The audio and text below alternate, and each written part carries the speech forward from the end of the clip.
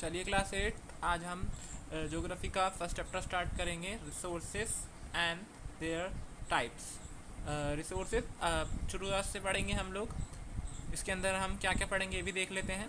Resource let's learn के box में आ जाइए, पिंक वाले में। रिसोर्सेज के बारे में पढ़ेंगे। रिसोर्सेज क्या है, टाइप्स ऑफ रिसोर्स पढ़ेंगे, कितने तरीके के रिसोर्सेज होते हैं। ह्यूमन रिसोर्सेज पढ़ेंगे, इंसानी संसाधन पढ़ेंगे, और रिसोर्स कंजर्वेशन, रिसोर्सेज को कैसे बचाना ये पढ़ेंगे। चलिए समझ लेते हैं पहले कि रिसोर्सेज होते क्या हैं। Resources are essential for our survival. Resources जो होते हैं वो हमारे जीने के लिए बहुत ज़्यादा ज़रूरी होते हैं।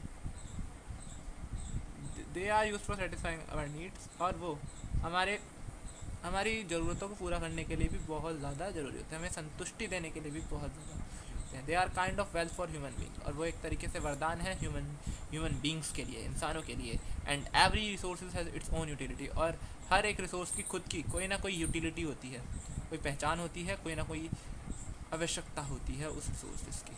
For example that food that we eat, the cloth that we wear. कुछ एग्जाम्पल हैं रिसोर्सेज के, जैसे कि जो खाना हम खाते हैं, जो कपड़े हम पहनते हैं, जो the house in which we live, और जो घर के अंदर हम रहते हैं।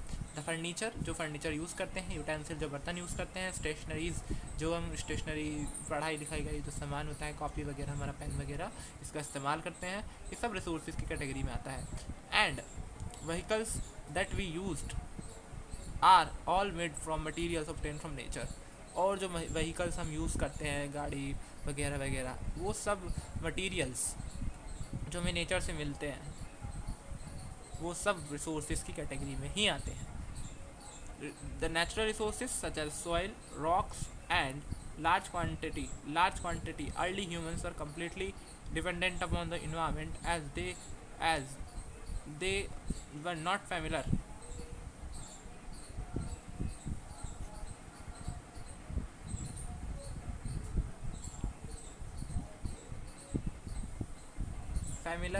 कहते हैं हम। द नेचुरल रिसोर्सेज से पढ़ते हैं दोबारा एक बार वो paragraph. The natural resources such as soils, rocks, vegetation, minerals etcetera are available in the large quantity.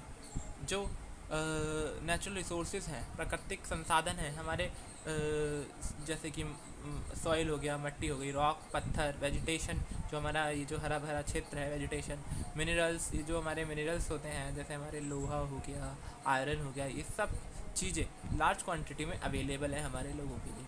Early humans were completely dependent upon the environment. पहले का जो मानव था पूरी तरीके से एनवायरनमेंट के ऊपर डिपेंडेंट था, as they were not familiar with the utility and application of these bounties of nature। जब पूरी तरीके से एनवायरनमेंट के ऊपर डिपेंड होने के बावजूद भी वो पूरी तरीके से नहीं जानता था कि किस तरीके से नेचर का उपयोग करना है। जैसे कि वो जानवरों को मार देता था और उनको कच्चा ही खा जाता था। उसे आग का पता नहीं था, फिर उसने धीरे धीरे आग जलाना सीखा। इस तरीके से उससे वो कम्प्लीटली इन्वायरमेंट के ऊपर तो डिपेंडेंट था, परंतु उसे पूरी तरीके से नहीं पता था कि किस तरीके से नेचर का उपयोग उसे करना है।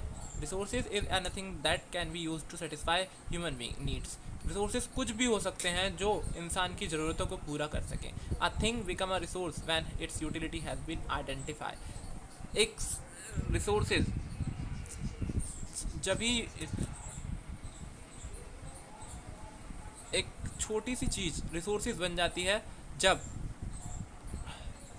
जब उसकी यूटिलिटी पहचान ली जाए, उसकी आवश्यकता पहचान ली जाए। जैसे कि पानी, अगर आप पानी को ख़राब करेंगे तो वो आपके लिए कोई महत्व नहीं रखेगा, लेकिन जब आप उसको पानी को पिएंगे और उसका उपयोग अच्छी तरीके से करेंगे तो वो एक रिसोर्सेज के तौर पर आपको हम उसका उपयोग कर पाएंगे। लेकिन आज बहुत ज़्यादा उपयोग हमारे रिसोर्सेज का गलत तरीके से होता है, वो हम चैप्टर के अंदर आगे पढ़ेंगे। For instance, existence of oil in earth have been millions of years, but it become a resource only when humans learn how to use it. जैसा कि इसका एग्जांपल है बहुत बढ़िया कि ऑयल जो है वो बहुत समय से मिल रहा है हमारे अर्थ पर, लेकिन इंसान वो जब ही हमारे लिए काम आ सकता है जब इंसान उसका उपयोग करना जान ले।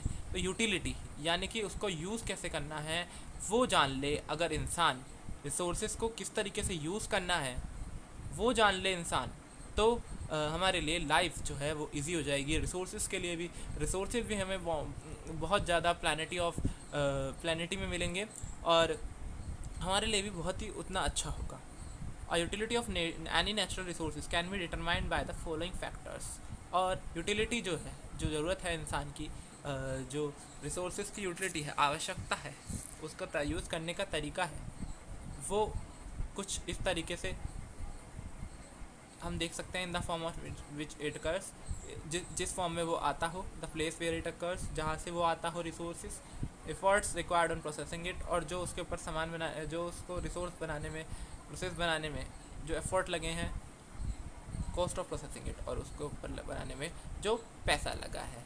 The use of resources depend on it's value, और जो रिसोर्सेज का उपयोग है उसकी वैल्यू के ऊपर डिपेंड करता है। Value of a resource is determined if we can use them for our benefit with the help of suitable technology. Value जब भी डिटरमाइंड होती है किसी भी रिसोर्सेज की, जब हम उसको सूटेबल टेक्नोलॉजी से उसका उपयोग कर सकें और उसका बेनिफिट ले सकें। वैल्यू का सीधा सा मतलब है कि आपको मैं सीधा सा मतलब बताता हूँ कि मान लीजिए कि हमारा पानी ले लीजिए, है ना। पानी का उपयोग किस तरीके से करना है आज तक कोई नहीं जान पाए। पानी को पहले, अब तो पानी बिकने भी लगा है, तो उसकी वैल्यू देखिए पानी की। आज पानी की बिस्लरी की बोतल कम से कम 20-30 रुपए की आती है ज़्यादा से ज़्यादा। तो उसकी जो वैल्यू है पहले तो वो उसी फॉर्म में आता है पानी, तो पानी की फॉर्म चेंज नहीं हो सकती। फिर पानी नदियों से आता है, ठीक है, और उसके ऊपर फिर प्लास्टिक जो है, प्लास्टिक की बोतल होती है वो चढ़ती है, और उसको प्रोसेस किया जाता है, फिर उसको बनाया जाता है। इस तरीके से उसकी वैल्यू डिफ़ाइन की जाती है कि वो इस सब कुछ इतना सब कुछ कर उसके ऊपर इतना सारा लगा कर सब कुछ वैल्यू डिफ़ाइन की जाती है।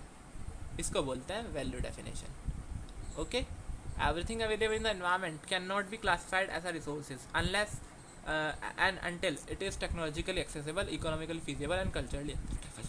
हमारे एनवायरनमेंट में कोई भी चीज़ जब भी रिसोर्सेज कहलाएगी जब वो टेक्नोलॉजिकली एक्सेसिबल होगी, यानी कि उसे टेक्नोलॉजी से बनाया जा सकेगा, इकोनॉमिकल फीजिबल होगी, इसका कोई इकोनॉमिकली आधार होगा, या फिर कल्चरली एक्सेप्टेबल, और उसे कल्चर जो है एक्सेप्ट करे सोसाइटी का।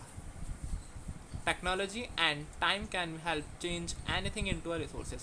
और टेक्नोलॉजी और टाइम, समय और टेक्नोलॉजी, तकनीक रिसोर्सेज को किसी भी चीज़ में चेंज कर सकती है। If we have technology to harness the benefit of something that we can level it as resources and on the basis we can determine its utility and value. और हमारे पास अगर रिसोर्सेज को यूज़ करने की technology है तो हम उसे अगर हमें किसी भी थिंग को यूज़ करने की टेक्नोलॉजी है, हमारे पास टेक्नोलॉजी है, टैलेंट है और टाइम है, तो हम उसे रिसोर्सेज का लेवल दे सकते हैं। जी हाँ, ये रिसोर्सेज है। अगर हमारे पास किसी भी सामान को, किसी भी संसाधन को उपयोग करने के लिए टेक्नोलॉजी है, टाइम है, तो और अगर हम उसको चेंज कर पा रहे हैं रिसोर्सेज में, तो हाँ वो एक रिसोर्सेज है। हम उसे एक यूज़फुल चीज़ में जो हमारे सेटिस्फैक्शन के लिए ज़रूरी है उसके लिए चेंज कर पा रहे हैं उस सामान को, तो हाँ हमारे लिए एक रिसोर्सेज है, और उसी के आधार पर उसकी यूटिलिटी और वैल्यू डिफाइन की जाती है। In fact, humans are also resources, and for that matter, for the most important resources on the earth, because by developing human skills only, other resources can be developed. It is human knowledge, ideas, discoveries, inventions that lead to creation of more resources. और human स्वयं एक सबसे बड़ा resources है जिसकी बदौलत ये पूरा संसार चलता है। लेकिन आज ह्यूमन उसी टेक्नोलॉजी का उपयोग गलत तरीके से कर रहा है, उस रिसोर्सेज को डिप्लेट भी कर रहा है, रिसोर्सेज को बनाता भी है और डिप्लेट भी करता है। आज वो नॉलेज, आइडियाज़, डिस्कवरीज और इन्वेंशंस करता है रिसोर्सेज को बनाने के लिए। और टाइप्स ऑफ रिसोर्सेज हम कल पढ़ते हैं।